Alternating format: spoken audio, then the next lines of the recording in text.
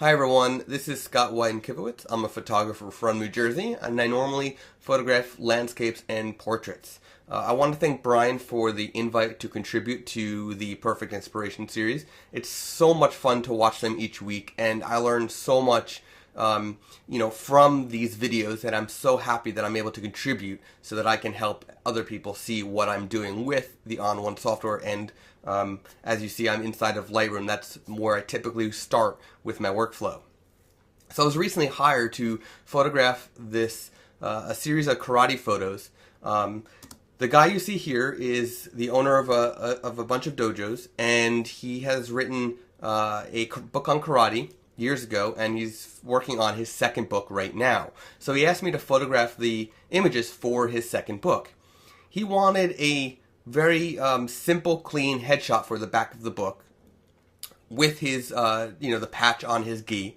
And, while I have to appease the customer, I also asked him after the session if he can wait around for a few more minutes and I can experiment something so that something at least for me, and if he likes it, great. If he doesn't, I still have it for me, so perfect. So this is the shot that he's most likely going to be using for the back of the book. And this photo is unprocessed, but I did throw it into Perfect Portrait in order to just clean up the skin a little bit, make him, clean up the skin, bring out the eyes a little bit.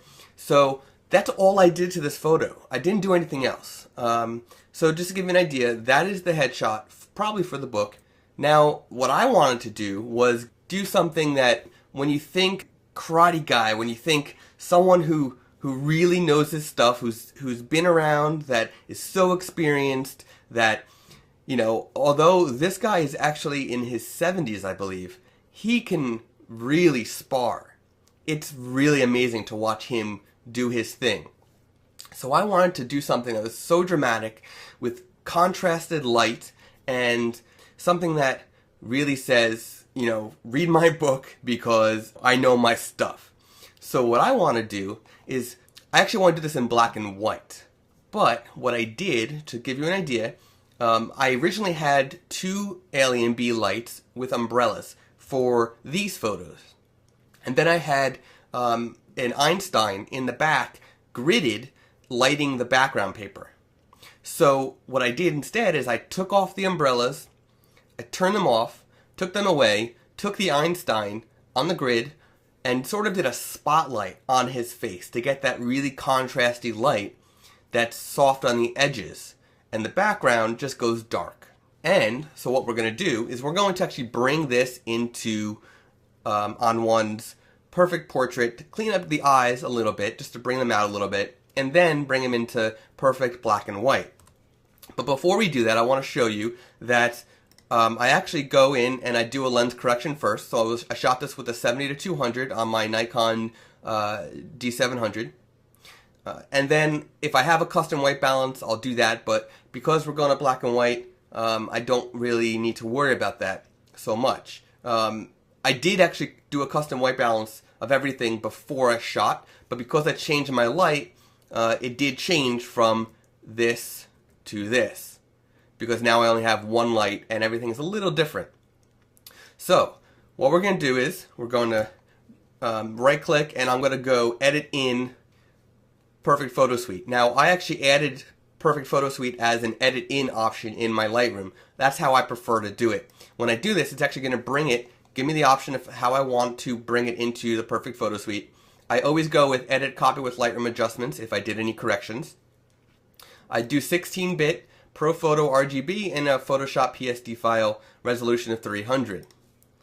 And what this will do is it'll actually bring it into Perfect Photo Suite into Perfect Layers. So as you can see, it brought it into the Perfect Photo Suite and to Perfect Layers. So now I'm going to go to Perfect Portrait, and it's going to do some face detection to find his face. If it doesn't find his face, then I can manually do it.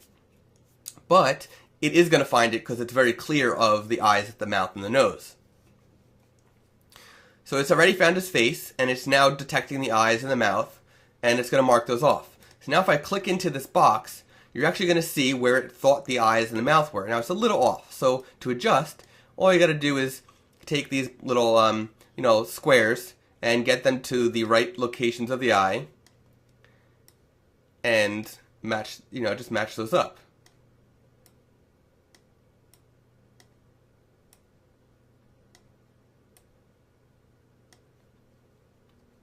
And the same for the mouth. You want to match up the corners and the top and bottom of the lips, which right now they're together, so it's really not much for the lip area. Now, the next thing I wanted to do was actually do the eyes. So I'm not worrying about color correction. I can turn that off. I'm not worrying about skin retouching right now because I actually want it to be dramatic. I want to be able to see his wrinkles because this light is actually bringing it out. Whereas the other one, I actually reduced the wrinkles, the shine, the blemishes a little bit. Whereas in the black and white, my goal is to make it that dramatic. So, to get the eyes, to see them better, I'm going to actually hide the controls. From there, I can then brighten the eyes. Because I only have the one light, it's sort of made it harder for me to get the eyes perfect, but it's still workable. So now I just brighten them. I always go to the point where it's just about, beyond realistic. Right now, it's still fairly realistic. It's a little bit too bright, so I'll bring it down, and the whiteness is a little bit too much. I think that's about good. So here's a before and an after. So about the bottom left of Perfect Portrait, I can do a preview, turn that on and off. And the lips, I'm not really worried about at all.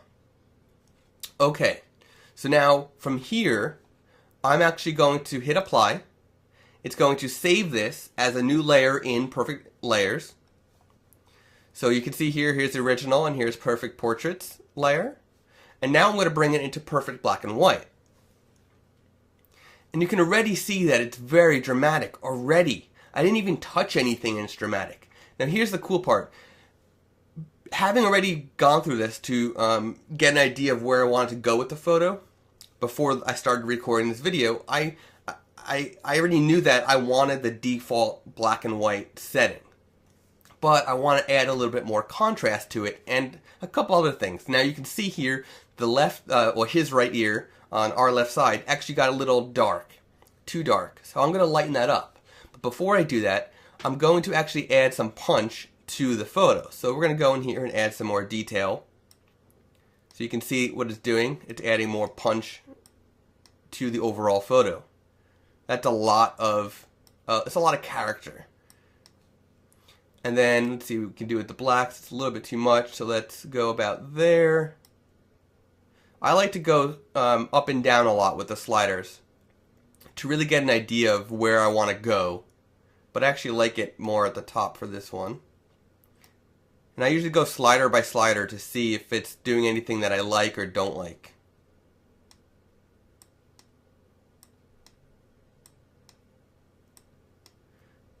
And right now it's getting a little bit too shiny at the top, so I actually want to fix that a little bit. It's too much. There we go. Highlights. That's about right. So again, you could do a before and after preview of the color versus the black and white. Actually, I think it's too much detail right now, so I'm going to bring that back down. Now, I'm not going to worry about the filter presets. I could, if I wanted to, I could go in and add filter presets, but I actually love how it looks right now. I think it's a very nice, clean, monotone image. Then in the curve, if I wanted to, I can add some more punch using the tone curve. And again, you can see that the whole right side of his face is a little bit too dark. Now, I'm not going to turn on glow. I'm not going to turn on film grain or toner because I really want that deep black and white. I'm going to come back to vignette because I'm not sure if I'm going to want a vignette. And border I'm going to leave off and sharpening I'm going to leave off. So let's skip right to, we're going to skip to the brightness brush. It's up here on the top left. And I've got perfect brush on because I'm going to be on the border here. And I'm going to be worrying about, I don't want to go too far in his face because I like that contrast. I just want to bring it back a little. So the amount of brightness I'm going to bring back is right now at 20. I'm going to turn on the Wacom size so that as I push, it gets bigger or smaller. And we're going to add in some brightness here. I think that's actually much better. You can actually see the ear. You can see some sort of detail in the ear versus before when it was just black. So now now that I've finished that, I actually want to go back to the vignette and let's see the vignette. See if we like how it looks. The vignette, right away, you can see it's changing the background a little. It's adding that little bit of gradation in the background just because there's a vignette on top. I'm not sure if I'm feeling it so much because I kind of like the clean background.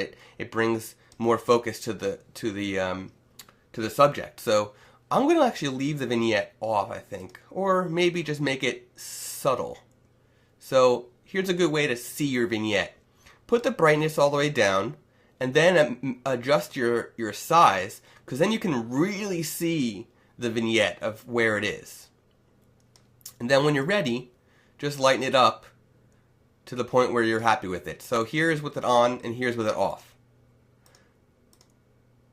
I'm going to leave it just like that. I think that's a good place to have it. So I think that this is ready to go. I think that this is enough punch, enough dramatic of a look to my liking.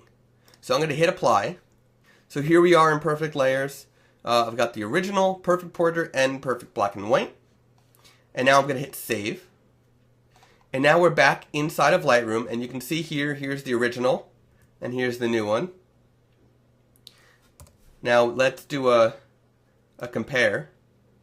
So here we go. Here's the before and after. To me, I think this is so much more dramatic than the clean look. So this has been my perfect inspiration. Thank you again, Brian and On One Software, for having me, and thanks for watching.